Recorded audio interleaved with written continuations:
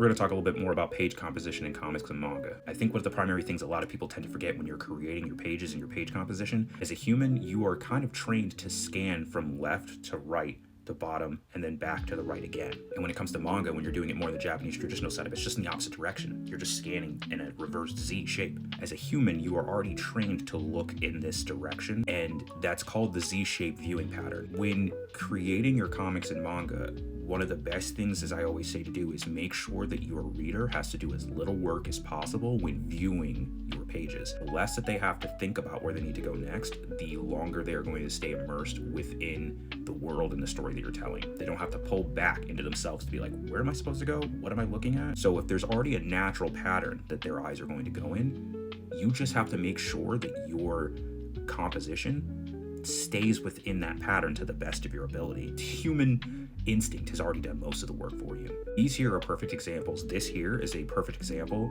of comic composition. It's following the same patterns, regardless if it's a wide Z or several Z's, like this one here.